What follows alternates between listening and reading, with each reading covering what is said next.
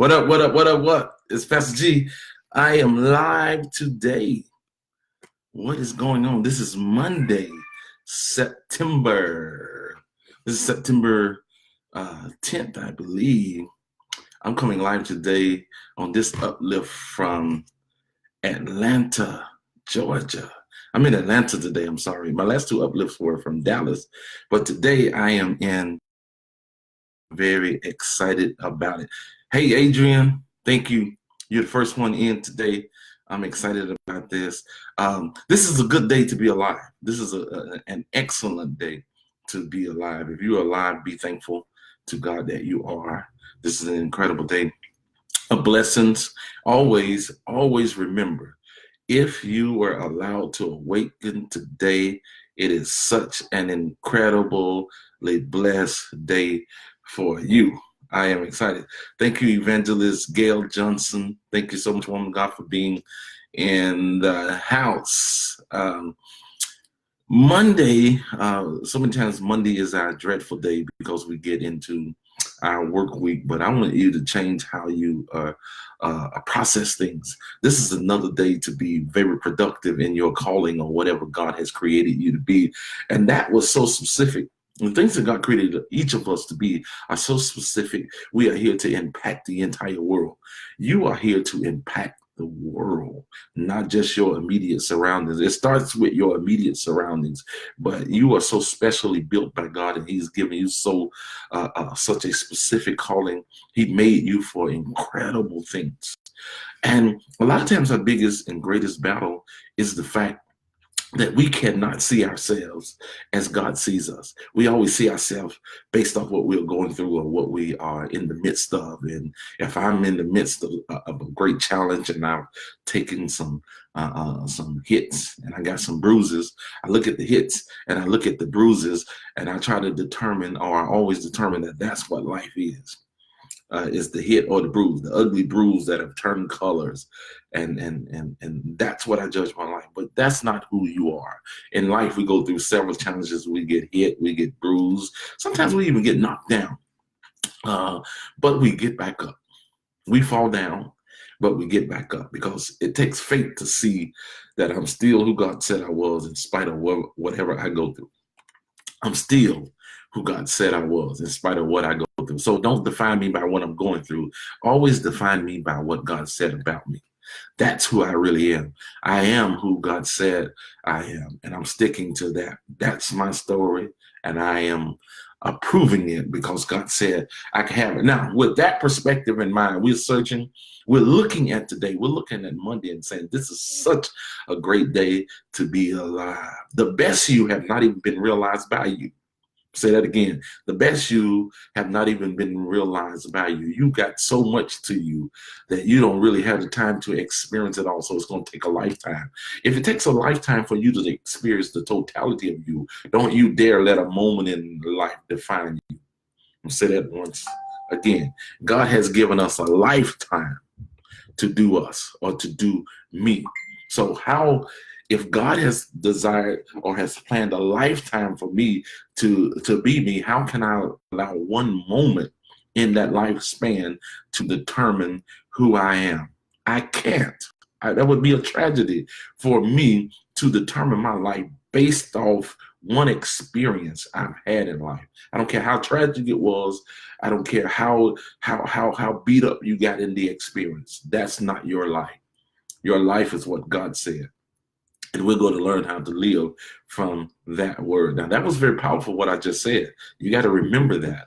God gave me a lifetime to live out the purpose. And in this lifespan, there will be moments that I suffer from what is called tragedy. But I cannot determine my life based off a momentary tragedy. That would be a tragedy for me to define myself by one tragedy. Can't do it. I got a life. I get it back. I stand up again. I get back in place again because greater is coming after this. Greater is coming after this. Remember that your greatness is still there. God is still determined you great. God is still determined you great. That's all He sees, and He's God. and he don't change. He said you was great in the beginning. You are great right now. In the midst of this calamity, you are still great. I'm excited. Now, if you guys will do me a favor, go ahead, share this, because I got something today I want to share with you to really uplift you and to encourage you. And it's called the truth. The truth will make you free. That's why I emphasize getting truth into you, because when all else fails, truth will always set you free. All you need to do is hear the truth about your situation, and it makes you free. Truth makes you free. That's all. I always say this: if you're in a moment of depression, the quickest way out of depression is to have a meaningful conversation. If you want to get out of your depression state, have a meaningful conversation. Talk to someone that reminds you of who you really are in God and what he promised you and how he's pulling you and taking you through and to your destination. Then you start realizing again that I am great. I always think about the story of Elijah when he meets the widow woman at Zarephath. She had resolved that her life was ending. She was good with it. I'm gonna die. We're gonna eat this cake, and we're gonna die. It's over with. I'm good with it. Times have been hard. Times have been tough. I think it's better for me to go ahead and die than want nobody have to worry about. Counter the prophet, if you will, the prophetic, if you will, which speaks of the future. It says there's a future after this calamity. When she speaks to the prophet or the prophetic of the word or a word about her future, you understand as the story opens and get into detail. Now she had a meaningful conversation with her future, or someone that showed her that her future is not death, it's to be alive, because that's what he came to do, give us life and not to give us death, and have that life more abundantly. Then when he comes to her again, she says, oh, death is not an option for me anymore, because I had a conversation with my future.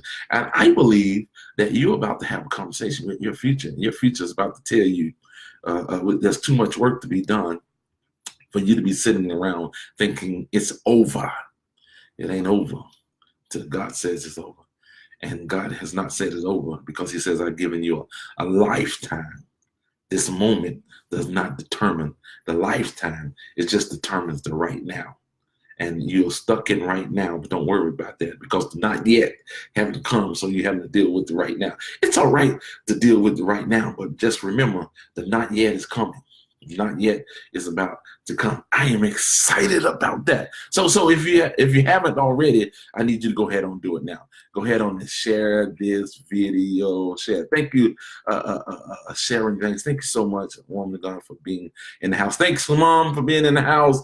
Thank you, Marissa, for being in the house. Pastor D. John, thank you so much. Brenda Junebug, Ackland, thank you so much.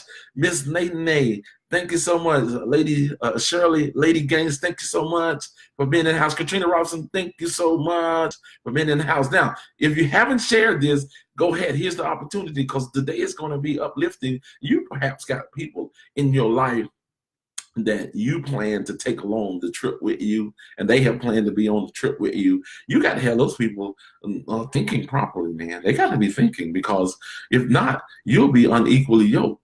You'll be pulling people that are not trying to pull at all, and that's been a lot of the fight right there. I got people that are good people, yeah, good people, but they're having me work too hard for something that they say that they want. And when you got people that are on your boat or ship or whatever you want to call it, and they're not pulling, and perhaps it just might be that they don't understand like you understand it. They don't know the sacrifices you've been through to get where you are. And so they might take it for granted while you're unequally yoked. Then, you're having to do too much to get them along. And this is a bold decision, and I believe that somebody is listening to me right now. You're about to make bold decisions, and here's the number one decision that you're going to make. And it's a bold decision. It's a decision to let somebody go that really never fit into your calling or your purpose. They talked it, they look like it, but they never fit into what you were about and what God had called you to do. Now you're gonna have to make a bold decision. Now God won't make the decision for you. You're gonna have to make the decision, because decisions decide season. So you're gonna have to make a bold decision that I like you, and I might have even convinced myself that I loved you, but you're not going in the same direction that I'm going in.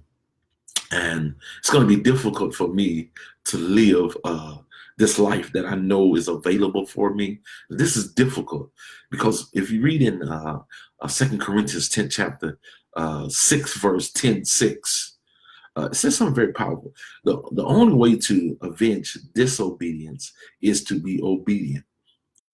The only way to avenge disobedience is to be obedient. Why are you saying that, Pastor? Here's the golden key. Here's the golden key. I'm showing you the golden key. The golden key is this fact. There's people in your life that has caused you to be disobedient, or you have not been able to really detailedly follow the plan of God in your life because you're so conscious of them, making them happy, making sure they're in place. And so you couldn't be as obedient as you needed to be, or to adhere to what you had to adhere to be all that you needed to be. See, slow obedience, this is key. This is key. Slow obedience is like disobedience. In other words, God's pulling you because there's a right timing. There's a timing, God. I need you here right now. I need you to be there.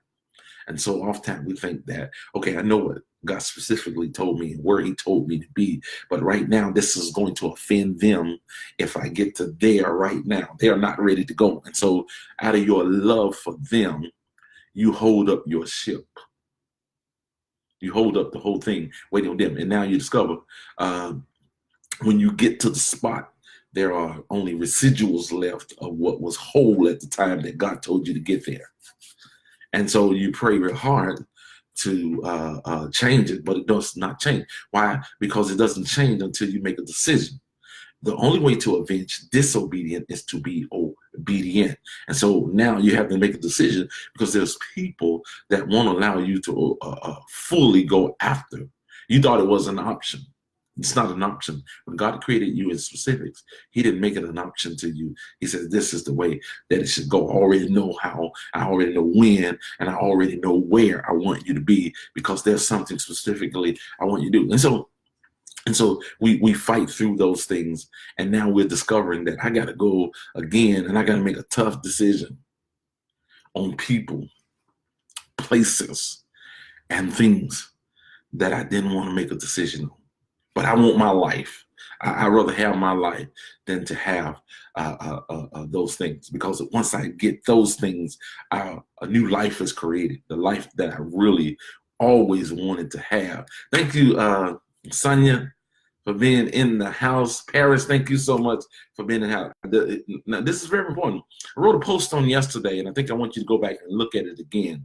It says, you are not robbed of anything that God really wanted you to have. You've never been robbed of something that God really wanted you to have. And if it's gone, in fact, it was not as perfect as you thought. If it's gone, it's a sign that it was not as perfect for you as you thought. And so now what you need to do is really go ahead on and get over it. Be patient, because if you want perfect, you're going to have to take patience. It's going to take patience to get perfect. Sometimes we get so impatient that we just make a decision to bring something to put in that place. And so now we go through the heartaches and the burdens and the misfortunes of putting something in place that does not belong in that specific spot. That spot is reserved for the right thing, not just anything. There's a difference between the right thing and just anything. We felt successful because we stuck anything in the place of the right thing. I'm onto something today, and I'm excited about it because new life begins again today. Have you shared me with people? Go ahead on and share me with people. So I'm gonna share something today. Here's the name of this uplift. It is called I'm Enough. Somebody write that in there. If you believe that, you write that in. I am enough. Well, let me shut my door right now. I'm enough. Say it. I am enough. Now, I got I am enough. You can say I am enough. However you want to say it, as long as you get what I'm saying. You are more than enough. You're whole by yourself. Uh, everything that you bring on board should be complementary pieces. Never should you take something on you that you say, I can't do it if they're not there. The first step is saying, I'm enough. I'm really enough. And that's when you really get complementary pieces, when you have predetermined that I'm enough, and everybody that connects to me is going to be a winner, number one, because I'm enough to be everything God told me I could be. And that's when God start really building and putting pieces together, when I have already determined that I'm enough. I'm enough. And so it all fits in and ties into the whole identity thing, which is the greatest battle you'll ever fight, is the battle of identity. We already discovered that. Now, here's what I got to know in the I'm enough. Remember, God has given me a lifetime, and God is very patient in the lifetime. A day is as 1,000 years. 1,000 years is as a day with the Lord. Now, here's the important thing about that scripture. God is patient. This tells you that God knows that there's a lifetime that it will take you to really grasp and to get all that he wants. And he's patient enough for you to live your lifetime to do it. So one instance in life, I got to emphasize that one instance in life is not the totality of your life. You had a tragic relationship. It hurt. Man, it was tough. But don't you govern the rest of your life based off that. That's over. If it's over, if it's gone, don't say I was robbed. It's gone. Thank you for the lessons that I learned in the process. But I've learned lessons that I'll be able to apply it and moving forward. But I won't let that stop me from moving forward. Yes. I won't let it stop me from moving forward. I won't judge my entire life based off one tragic incident or a couple of tragic incidents, because this is a lifespan, not a moment, a lifespan. And so there's things that in this lifespan that does not define your entire life. You got a lesson, you got a tool, you got a nugget from it, a nugget. Now, you always eat the fish, spit out the bone.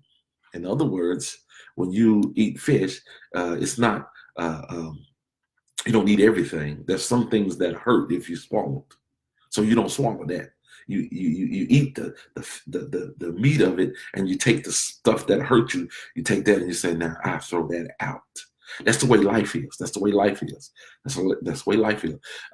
We take the stuff that is nourishment to us from, if you will, from the last instant, though it might be interpreted as tragic. I take the thing that nourished me or taught me, and then the rest of it, I kick it to the side because I'm too great to allow it to stop me. Y'all still follow me here. These are cool. These are keys that you got to understand when you say, I am enough. I am enough.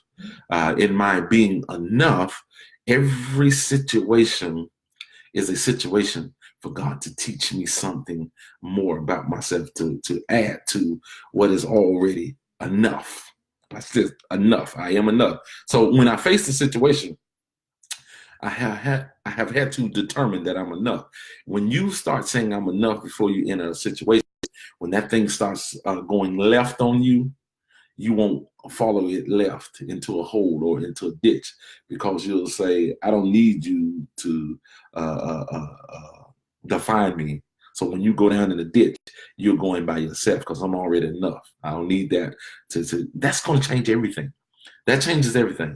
That changes everything. Now I'm getting my phone together because there's some great things that are happening today. Now, I am enough. God created me for greatness. I'm special in the eyes of God, still loved by God. No matter how ugly the physical outside of me look, I'm still all God said, because he looks on the outside. He saw the best in me when everyone else seen the worst, because they looked at my exterior. They didn't know what was invested in me by God. And when the eruption would happen from the inside, they didn't know. God didn't give them the date of my eruption. And he didn't even give it to me, really, but he just gave me this inkling that it's the time. The moment I figure out and determine that I'm more than enough to be all that God called me, it's the day I take off. Somebody needs to get ready to take flight because it's about to happen. I'm in Atlanta, Georgia, and I'm excited. Now, here it is. Now, I'm going to read something from the book of Philippians, the 4th chapter of Philippians. And now I'm gonna kind of give you kind of what I taught on yesterday at my church and Network of Believers. Well, we had such an incredible day of healing and information. Information is everything. Thank you, Marlo. Thank you, Leah. Thank you, Tambria White. Thank you for being out. Information is everything. When you got knowledge, you leave all the foolishness out. Watch this. Now, I want to share this. I want to share Philippians, the 4th chapter. I'm enough. I am enough. If it's gone, you were not robbed. It meant that said that was enough of that already. And it wasn't as perfect as you perhaps thought. Yes, you're going to be patient enough to say there's better coming. And the perfect is for me. It just wasn't that. It seemed perfect for a while. And it had me fooled for a minute, but that's okay. That's okay. As long as you got it. Now, Philippians, the 4th chapter, I want to show you something I think is very powerful. You are enough. You're in the journey called your life. One moment in life does not determine life. One moment does not determine life. Does not determine your entire life. Does not determine. Now, I got to get my keys to First Lady Teresa. She's coming in, and she's interrupting. You can come in here. Come here. Look at her. Hey, y'all. You can interrupt me anytime. Okay. Okay. All right. You made me lose my thought.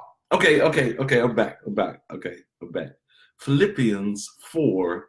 What did I say? 4:13. 4:13. No. Let's read 4:11. Philippians 4:11. Philippians 4:11. Y'all stay with me now. 4:11. I am enough. If you have not written that in, make that declaration right now. Make that declaration that I am enough. It's a faith declaration.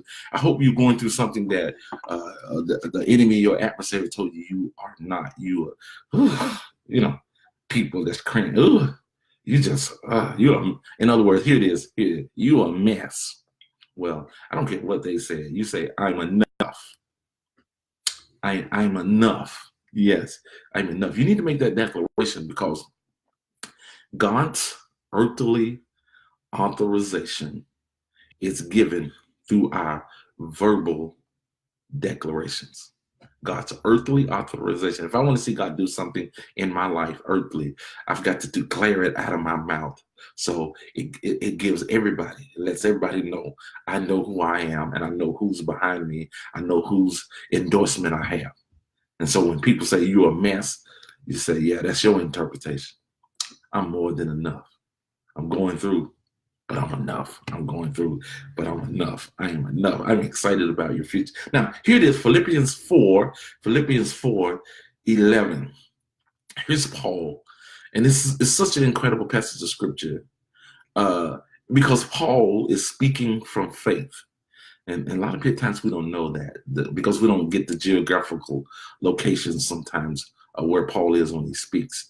Most of this stuff is written while he's in prison. He's in jail. He's writing stuff that encouraging you, but his situation is dire.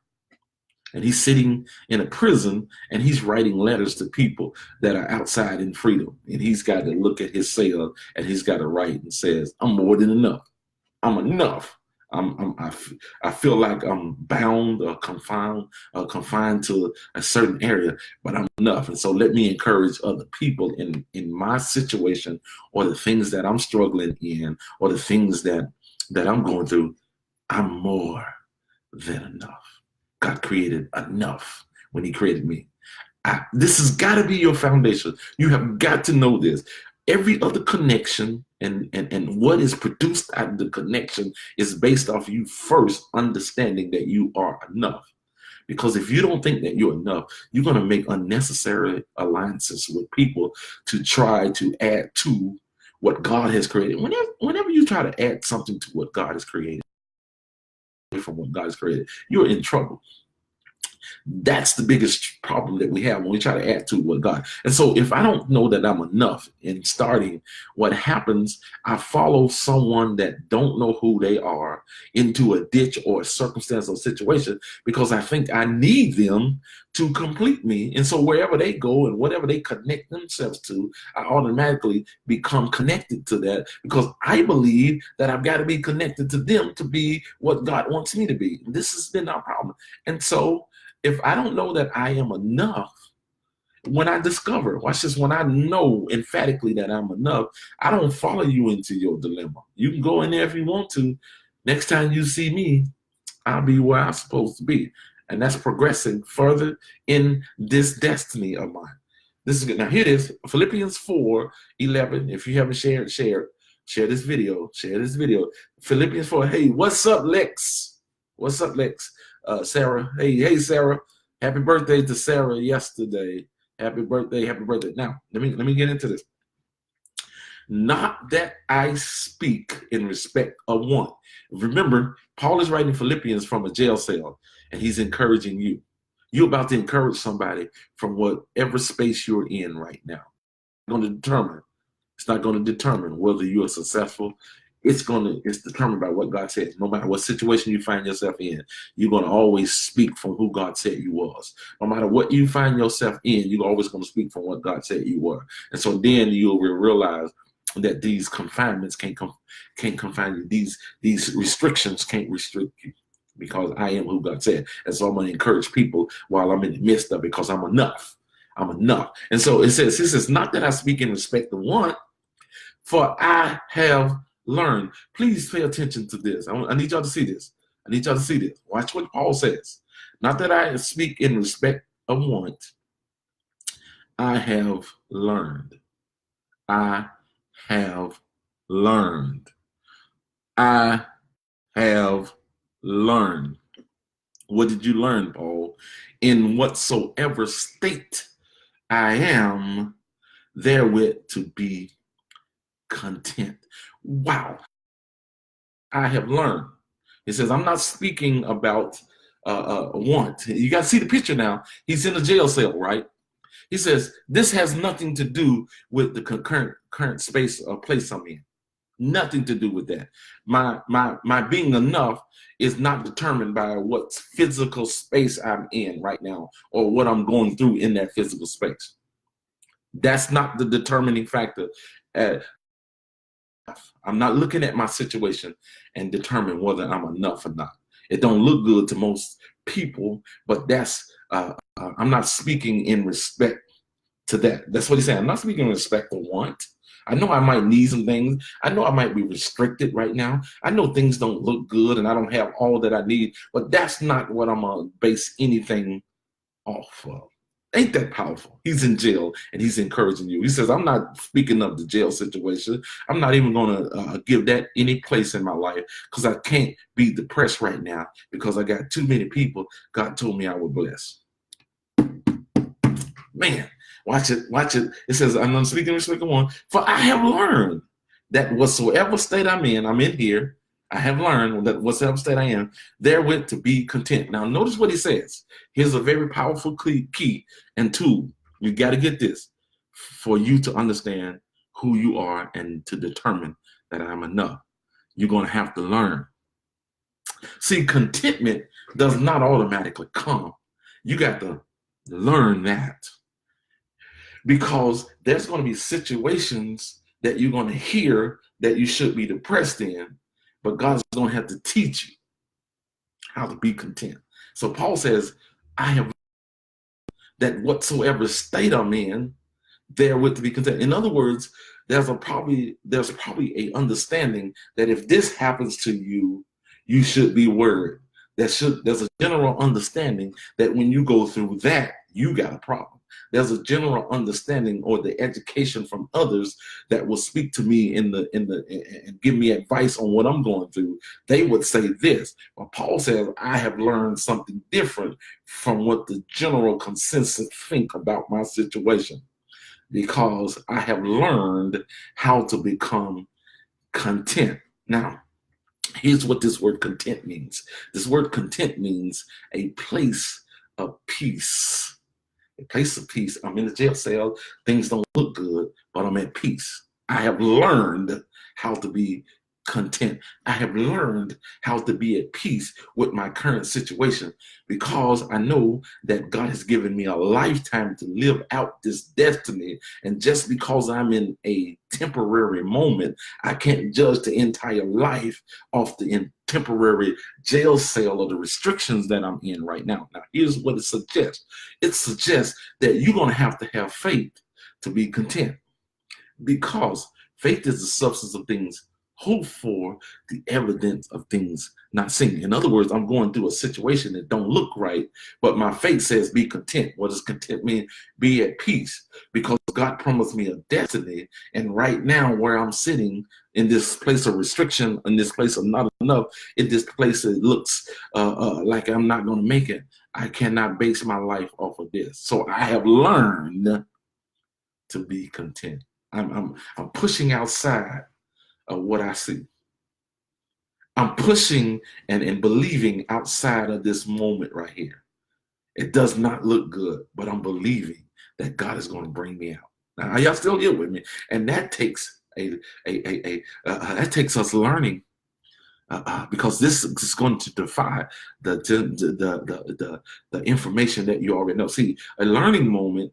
A moment for me to learn is suggesting that there's something that I might already know or applying, but I'm about to learn something that supersedes that. And it's going to allow me to really see things as they really are and not focus on what I see. Are y'all still here? So Paul says, I learned how to become content. Yeah. And see, contentment, a life of contentment or a life of peace requires faith. And here's what's happening. When you have faith, you don't see it. And that means that other people don't see it. And they might perhaps call you crazy because you're content being in the situation that they've seen everybody else die from, or they've seen everybody else lose their mind over, or they've seen everybody else just completely go cuckoo. And you're saying, I'm at peace, I'm content, because you know that this ain't it. You can't be content if you think this is it. The only way you become content when you know this is not it. Look at me now. Take another glance later, because I'm coming out of this. So Paul says, I've learned that whatsoever state, I'm not speaking about this. I'm much bigger than this. I'm not speaking about this kind of situation. I've learned to be content because I got faith enough to know that this is not what God promised. And if God promised me a destination, I can't die at a different location. I'll say that once again. If God promised me a certain destination, I can't die in this particular location, because this location ain't what God promised me in my destination. My destiny is much greater than this. So right now, I'm in the location called lack. I'm in the location called sick. I'm in a location called perhaps depressed. But God promised me a destiny or destination, and this right here is not that destination. So I can't die in this location. So I have learned, in spite of all that is, I'm not speaking of want, but I have learned to be content, because this is not the destination. This is just a temporary location. Somebody needs to get that in your temporary location. God promised you a destination. Now watch this. Watch this. Let me move on. 12th verse. Watch this. 12th verse says, I know. No, let me say with the 11th verse. I just seen something there. It says, I have learned how to be content. Now here's the question. How do Paul and how do I learn how to be content? How do I learn how to be at peace? Because that's what contentment is to being at peace with a current location, because you know that it's not your final destination. I have learned to be at peace. Now, watch this. I've got to be patient. Here's what our enemy brings and he takes away. He robs us of our patience, because he gives us a vivid picture of the right now. He gives us a vivid picture of this restricted place I'm in. He gives us a vivid picture. He says, look, the walls are closing in on you, and they're rapidly closing fast. Uh, uh, it's everybody else. Look out the window. Everybody else is doing great. You are in confinement. Look, look. And he starts telling you all this stuff. And so you start judging yourself by everybody else. Here's the problem with you judging yourself by everybody else. Now, if you are happy with what everybody else has got, then you can judge yourself by everybody else. But see, if you judge yourself and your happiness by what everybody else has got, a lot of people have got it, that means that it's just the norm. Say that one more time. That means that it's just regular. And if you are saying you're special, but you're going to settle for regular or norm, you need to change your special tag. So the enemy will tell you about, look at everybody else they're doing, look at this, and you are restricted. But they don't know that God has got something brewing, and he says, be patient. You got to learn how to be content to be patient. You got to learn how to be at peace with this current location, because you know that it's not your final destination. So you're going to have to be patient. And now you're sitting in your right now, but not yet is to come. And it's difficult to be in your right now when you are looking for your not yet. So he says, be patient. Be patient. Contentment comes with patience. If you're not patient, you can't be content. But you got to be patient. You got to know that there's a perfect for you if you can patiently wait for it. And let patience have her perfect work. Let patience have a perfect work. Right now, somebody listening to me, you need to be patient, because God didn't promise you and he's not going to change on you. It's just right now, you got to learn how to be content with the current situation and this current location, because God promised you a bigger destination or a destiny than this. So you got to be patient. It's going to be tough, because when patience have rule, she does a perfect work. She does a perfect work in you. And so now, once you learn how to be patient, you don't worry about the trends, the things that change on you. You know that God promised me, and since he promised me, it's going to happen for me. You can still share this with somebody, because I'm in now. And so Paul says, I had to learn this. This is a learned behavior. It was not just automatically placed in me. I'm talking to people that are believers, that have been in church a long time. This is a learned behavior. You got to learn how to be patient and content. You got to learn. So patience will have her perfect work. If you allow her, she'll bring perfection into your life, because patience don't settle for anything. It always wants the specific thing, and I'll wait till that perfect thing comes. So patience will have her perfect work in your life if you will allow her. Now, here's the thing in the learning that I probably don't want to hear, but I got to tell you this. If you read Romans 5, verse 3, and I want to deal with the B clause of Romans 5, verse 3, it says, tribulation worketh patience. I don't want to hear that, Pastor G.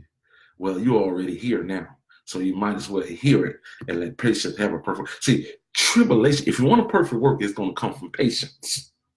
Here's how you get patience according to Romans 5:3. Romans 5:3 says, tribulation worketh patience. Ooh, that is so powerful. So this stuff that I've been going through, it was a plan of God. Yes. He knew that you were right here in this right now, this temporary location, and this situation was created by tribulation. And so he was telling you to be content with this place called tribulation, and you didn't like it. Well, he says tribulation worketh patience. You didn't know I was working. That's why you've been praying hard to come out. And I'm saying not yet.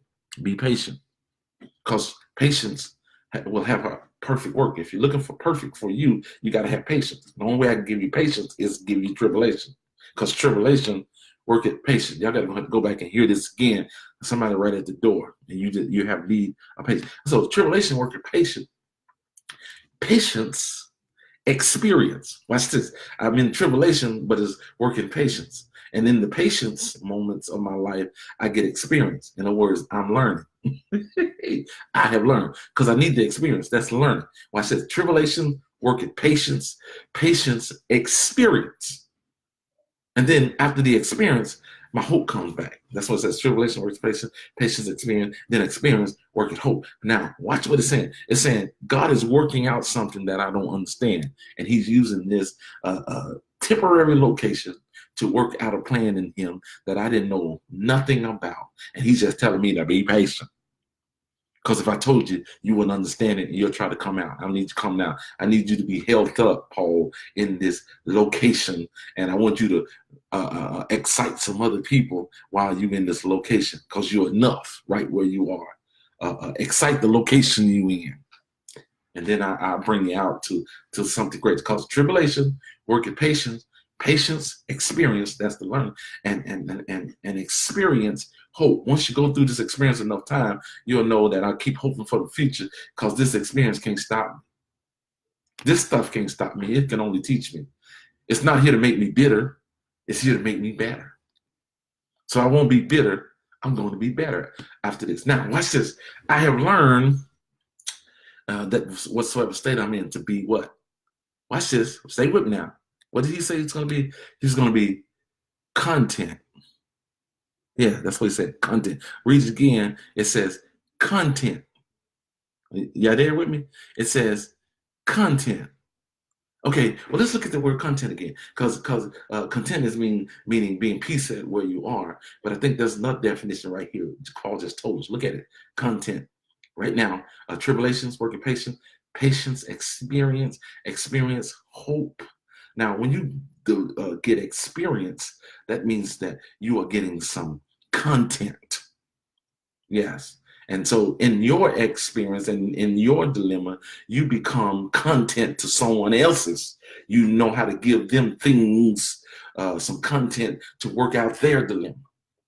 So Paul says, I learned how to be content because I'm going through a situation that is giving me experience. And now I can weigh in on your situation. And I can tell you, don't worry about this. Because experience is the best teacher. Stay with me now. Stay with me now. Experience is the best teacher. Now, let me share with you what that means. That doesn't mean that you have to experience everything. It means that when someone has been through the experience, start listening to them because they can teach you something and tell you don't need to go down this road. They become content to your dilemma and they teach you how to get through what you thought that you couldn't get through. So Paul says, I had to learn this. And the only way I had to learn this was through patience. I had to be patient in my right now, even though I know that not yet is on the way. Wow. And so let me move on. And now watch this. It says, I know how to be a base. This is the 12th verse. Watch this. Read it. I know how to be a base. I know how to abound. Watch this. I know how to be a base, and I know how to be abound. That's Paul said. He's in prison. He's writing. I know how to be a base, low. I know how to be abound. Watch this. Everywhere and in all things. Everywhere and in all things. I am instructed both to be full and to be hungry, both to abound and to suffer need. Now that's a wow moment right there. And let me explain why it's a wow moment because I need you to see this. Paul says, I have learned how, right? He says to be content. And then he goes into detail because he's still speaking about what he's learned. I know how, because I learned how to be abased. Now let me share what that means. That's the 12th chapter of Philippians 4. Stay with me now. Now I learned how to be abased. What is abased? It's those situations when I'm that is not my choice. I'm in a situation that I didn't choose, but I still rejoice. Ooh, that's so Paul said, I learned how to be abased. Here's what he said. When I get in those moments that were not my choice, I wouldn't be here, but if I had the right to choose. But since I am here, I'm going to learn how to rejoice while I'm here. I'm not going to complain. I'm not going to complain to everybody about my situation and tell everybody about this horrible place I'm in. Amen. That's what he said. He says, but I had to learn that because tribulation, working patience, Patient experience hope. I had to learn how to be a base. It's not something that is automatically there. So a base moment is when I'm in a place that I didn't choose, but I can still rejoice because I know that there's a plan that God is working in this moment where I'm at the bottom of things. I didn't choose it, but I'm gonna go with it and I'm gonna rejoice in it because God told me to. That's what being a base. It's not complaining. Lord, I complain about everything. I don't see why. I don't know why this is happening to me. I don't know why every time everybody else is, and that means that you have not learned how to be a base. But notice what he said. Notice what he said. He says, I have learned how to abound too. I've learned how to not complain when I'm down, but I've learned how to act when I'm up. A base. What does that mean? When God releases me from being a base and sends me to the place called abound, I'm not going to be arrogant. No, listen, he says he had to learn that. For those that think that when God gives it to him, I'm automatically going to know how to act, Paul says that's not true. You're going to have to learn how to be abound and not be arrogant and not think you all that and not think you better than. Not think that you don't already know this. Well, how does he teach you how to abound? Well, the text said he teaches you how to be a base first. If there ain't anybody out there that's a base right now, well, you got to look at God's due order. A base meaning that he's preparing you to abound. He's not going to leave you in the basement. He's sending you up top. But Paul said, I had to learn this. I had to learn to be content. And so therefore, in my learning to be content, I had to learn how to be a base. I had to learn how, when the places I land on that I didn't choose, I got to learn how to rejoice because I know God's working plan. Because I got to learn how to abound. Because that's the place when God blesses me tremendously and everything I touch begins to prosper. I can't get arrogant and say, look, if you like me, look. No, that's all a blessing from God that he teaches us. And perhaps you have not abound yet because you have not learned how to be a base, because you have not learned how to be content in whatsoever state you're in. This is all part of I'm enough, because once you learn how to abound and base and how to be hungry, how to suffer need, how to be full and how to be hungry, what it says is this: when somebody comes to you trying to sell you a substitute when you're hungry and when you're a base and when you don't have enough, you don't buy into their stuff. You say, oh, I already learned how to be a base. I already learned how to abound. I've been there. I learned how to be hungry. You're not going to feed me with your money and make me come and sell myself cheaply because I'm hungry. I already learned how. If I need to be hungry, I'm hungry. If I need to be full right now, I'm full. I won't give up on my destiny because I'm suffering a little bit of lack. I'm in this temporary location. You can't buy me out of here with your temporary happiness. Somebody got that one. With your temporary happiness is not going to change my mind. I'm going to wait on what God. I'm going to be patient enough to let perfect come. I'm going to be patient enough to let God's perfect for me show up in my life. Now, notice what Paul says. Man, time flies. Notice what Paul says in the favorite scripture of everybody that reads scripture, the 13th verse is your favorite scripture. Now we understand what it means. Paul says, okay, I learned how to be content. I learned how to base. I learned how to bound, learn how to be hungry, learn how to be full, learn how to suffer need. I learned how to do all of that in this experience that I had. And then he says, 13th verse, he says, I can do all things through Christ that strengthens me. I can do all things through Christ that strengthens me. So, in other words, the text is actually saying, not about building a house, not about running a race. It's saying that all that God wants you to have and all the things he wants you to go through, the tribulation, the trial, the ups, downs, the base, the bounds, the hungry, he said you can do it because he strengthened you for this challenge. You've already got what you need. Everything. Now, I am excited today because I am in Atlanta. I'm in Atlanta, and this is why I do Lunchtime Uplift.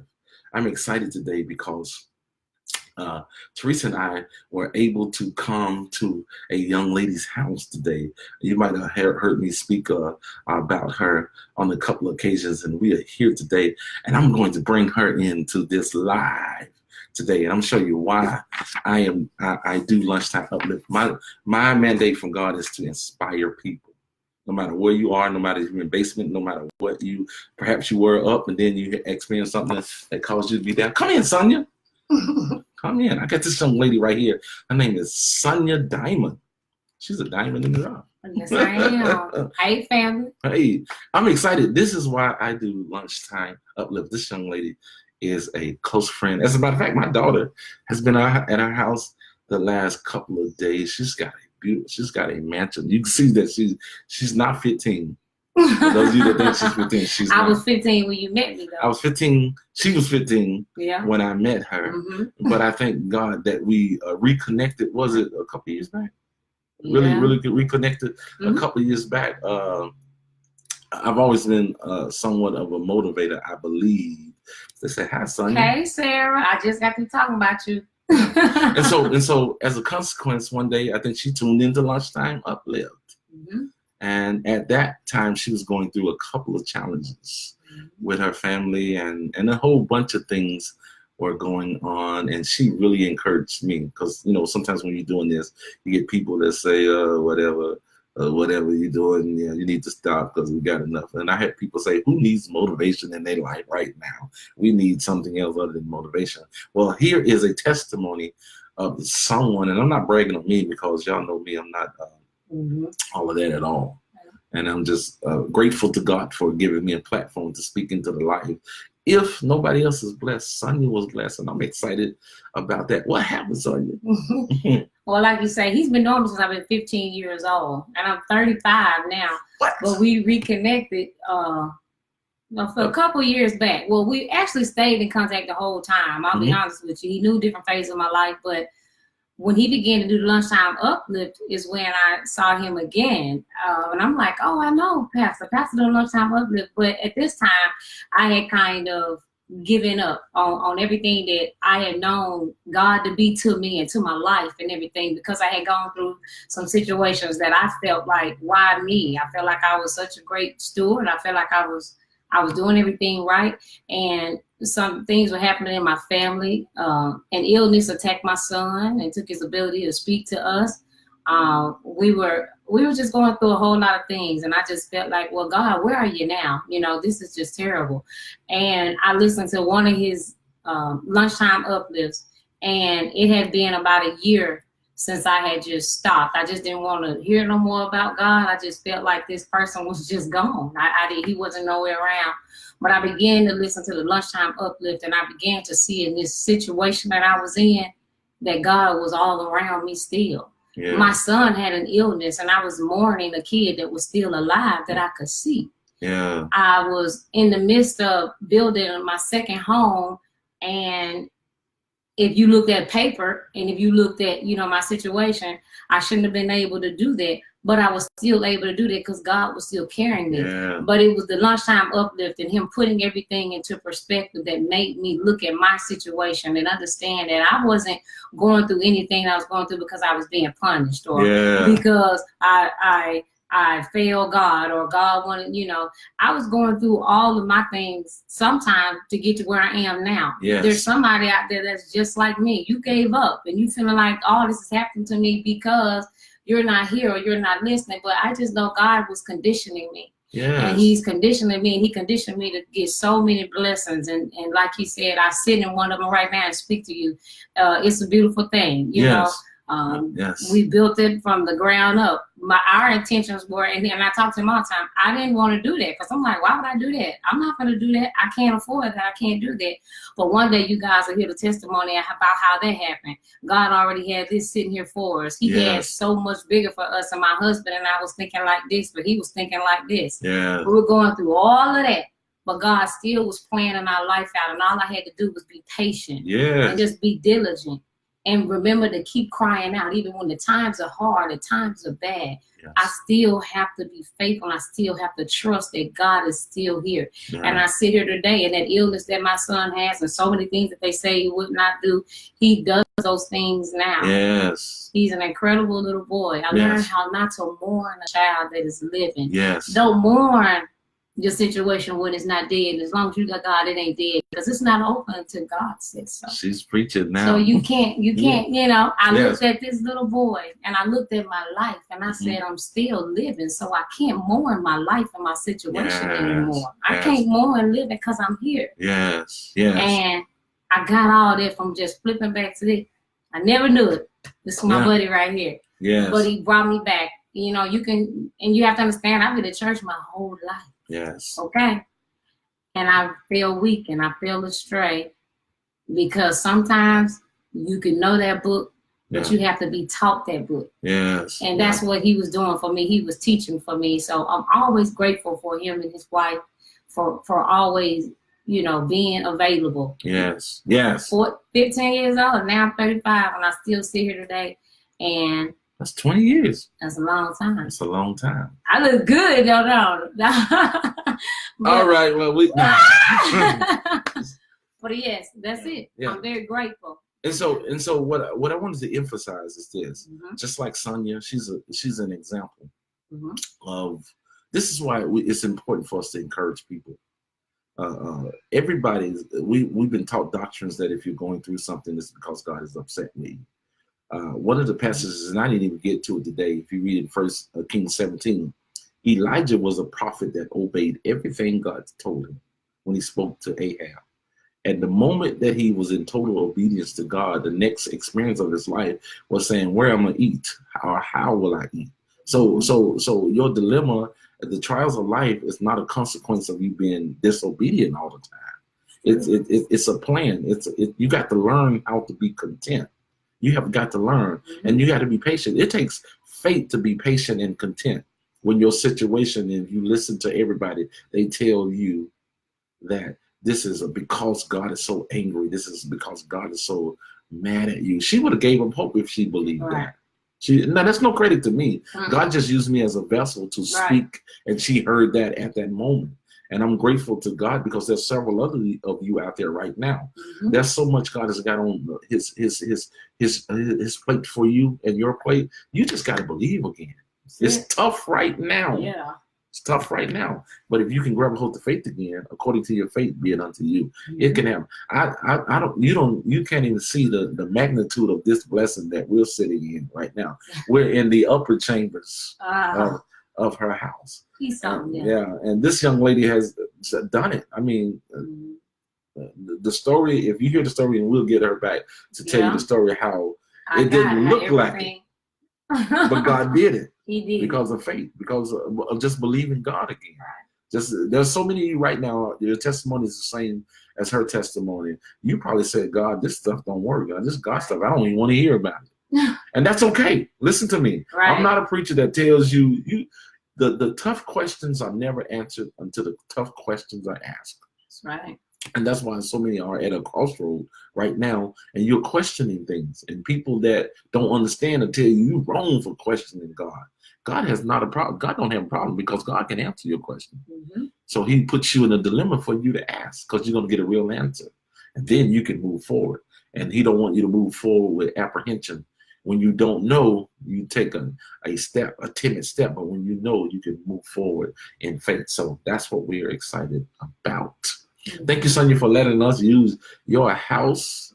No problem. She came and rescued my daughter. For those of you who don't know, my daughter lived here in Atlanta, and she had a wreck on Friday, flipped her truck, and Sonia stepped right in and was able to secure her, if you will, until we got here. So we are so thankful for that. We're blessing our house before we leave here. We believe it in our son and all of that. The half has not even been told. So as I'm blessed, actually headed to go get him now. Right now. Right now. And as her house is being blessed, everyone that is under the sound of my voice, your house is being blessed. Your destiny is nigh. The perfection of your life is nigh. And so we are very, very excited about that. Now, for those of you that are just coming on, go back and listen to this from the top. Go back and listen from the top. Go back and listen to it again. I know you got to go. So what time you got to leave? Oh, I keep forgetting that I'm in Eastern time zone and not Central time zone. It's 1 o'clock on my clock. And look, in Arkansas it's 1 o'clock. In Atlanta, it's I missed a flight one time to Toronto because I missed. All right. Thank you so much, Sonia. Thank you so much. God bless. We'll see each other again. Yes, she's going to come back and give the rest Yes. of her testimony. And I'm going to let her have more time because I just discovered she want to preach. Ah! Thank you, Sonia. Blessings, blessings, blessings again. This is the very reason why I do Lunchtime Uplift. This is why I don't care about who is mad about what God is doing. And ain't nobody mad but the devil anyway. If you're mad, it's because you don't understand what God's doing. Now, here it is again. Thank you, Claudette. Thank you, Renee, for being in. Thank you. Listen to this. For those of you that have been in the situation, go back and listen to this uplift again. We spoke from Philippians, the 4th chapter, starting the 11th verse. Paul said he had learned how.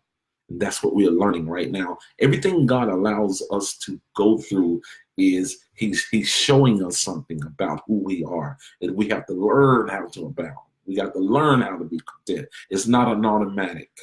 It's not an automatic. We got to learn. And so it takes some time to learn. So the dilemmas in your life, don't you discredit yourself. You are enough. This is called I'm enough. You are enough. God is going to show you again who you are, and he's going to bless that, just like he did her. When I first talked to her, I was so surprised at what she was saying. I was like, that's not Sonia. But we get in places where we go through things and we begin to question. Please hear what I'm saying to you, because she's not the only one. I've talked to ministers, pastors of renown, through relationships that I form. I go all over the place all the time. And in private quarters, they say the very same thing. I'm questioning some things right now. And to most ears, that would be, what? But I know that the tough answers don't come until the tough questions are asked. And God don't have it. The only people that have problems with tough questions are the people that don't have the right answers. And God's got the right answer. So he wants you to be honest with where you are so he can take you to where he wants you to be. So look up and live again by faith. There's a lot of things that have been given you by God, and the enemy is trying to rob. Remember, he's given us a lifetime to live out his purpose. Remember, lifetime to live out his purpose. Lifetime. That is key. Lifetime to live out purpose. God is very patient. A day is as 1,000 years, 1,000 years as a day. So God knows it takes a lifetime for you to fully live out his purpose. So when you go through a momentary tragedy, don't say that's your life. That was a momentary tragedy. God is patient enough for you to get it all back together again, because he's giving you a lifetime to live out your destiny. So what I would suggest strongly is go be great. You are enough. Listen to this again. I promise you, if you go back, if you're just coming in and you have not heard the totality of this, please, I admonish you. Those of you, please help me share this video with as many people as possible, because there's some people that need to know before they make a connection, they're already enough.